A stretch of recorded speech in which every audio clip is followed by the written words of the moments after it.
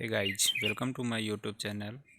आज आपको हम बताएंगे करंट ज़्यादा खतरनाक होता है या वोल्टेज ज़्यादा खतरनाक होता है, लो फ्रीक्वेंसी या हाई फ्रीक्वेंसी। ये टर्म कुछ ऐसे हैं जो सभी लोगों को जानना चाहिए और इसमें कन्फ्यूजन भी रहता है, तो आज आपको ये बिल्कुल क्लियर हो जाएगा। तो severity of current with respect to voltage. जो करंट है वो वोल्टेज की अपेक्षा ज़्यादा डेंजरस होती है, ख़तरनाक होती है। ये यहाँ पे आपको मैं बताऊंगा। देखिए, current is more severe than voltage because we feel shock due to the following of current through body, flowing through current through body. मतलब इसका ये तात्पर्य है कि जो करंट है वो हमारे बॉडी के अंदर से गुजरता है और वोल्टेज पे प्रेशर बनाता है। तो होता क्या है कि यदि जो करंट का एम्पलीट्यूड है वो ज़्यादा होगा, करंट का एम्पलीट्यूड ज़्यादा होगा, तो इसका मतलब ये होगा कि उसकी इंटेंसिटी ज़्यादा होगी, तो शॉक हमें बहुत ज़्यादा लगेगा। और severity of AC current is more than DC.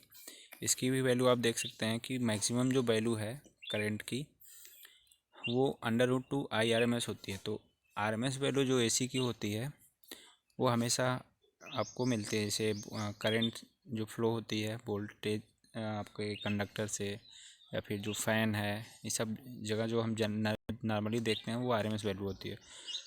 तो जब हमारे शरीर से करंट फ्लो होगा एसी करंट, तो वो मैक्सिमम वैल्यू कितना अटेन करता है, तो इसके कारण भी हमें शॉक ज़्यादा टाइम लगेगा, क्योंकि टाइम पीरियड जितना अधिक होगा करंट का उतना ज़्यादा ही हमारे जो बॉडी के सेल्स हैं वो वाइब्रेट होंगे।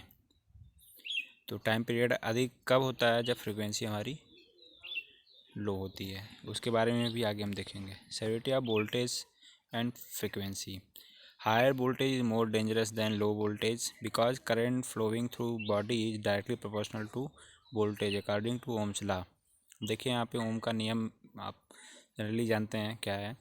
तो जो वोल्टेज अगर हाई वैल्यू है वोल्टेज की, वो बहुत ज़्यादा खतरनाक होता है compare to low voltage.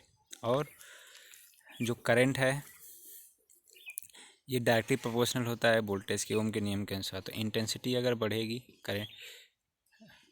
Current की, तो शॉक जाहिर सी बात है ज़्यादा लगेगा। तो वोल्टेज की वैल्यू उस टर्म में अगर बढ़ रही है तो इंटेंसिटी बढ़ेगी करंट की। करंट की इंटेंसिटी बढ़ेगी तो हमारे जो बॉडी सेल्स हैं उसमें वाइब्रेशन ज़्यादा देर तक होगा, बहुत तेज़ी से होगा, जिसके कारण शॉक ज़्यादा लगेगा। अब देखिए, lower frequency is more dangerous than higher frequency. इसका रीज़न ये है कि लोअर फ्रीक्वेंसी जो होती है इसका टाइम पीरियड बढ़ जाता है। टाइम पीरियड बढ़ेगा कैसे? क्योंकि T=1/f होता है टाइम पीरियड फ्रीक्वेंसी के व्युत्क्रमानुपाती होता है। जब फ्रीक्वेंसी लो होगी तो टाइम पीरियड ज़्यादा होगा, तो ज़्यादा टाइम तक हमारे शरीर में करंट की मैक्सिमम वैल्यू एग्जिस्ट करेगी, तो वो वैल्यू जो होगी हमें ज़्यादा प्रभावित करेगी। Severity of AC and DC। अब इसमें भी कन्फ्यूजन रहता है कि AC वैल्यू ज़्यादा खतरनाक है या फिर DC वैल्यू ज़्यादा खतरनाक है। तो इसके लिए यहाँ से हम देखते हैं AC and DC both are dangerous but AC is more dangerous than DC। इसका रीज़न ये है कि शॉक जब लगता है उस समय में, उस टाइम में जो मैक्सिमम वैल्यू होती है √2 IRMS I=√2 IDC। मतलब जो करंट है DC वैल्यू, इफ़ेक्टिव वैल्यू जो AC में होता है उसके √2 टाइम्स के DC वैल्यू के बराबर होता है। तो इसलिए हमारा जो AC पावर है वो ज़्यादा खतरनाक होता है than DC। Thanks for watching this video. God bless you all. Like and subscribe.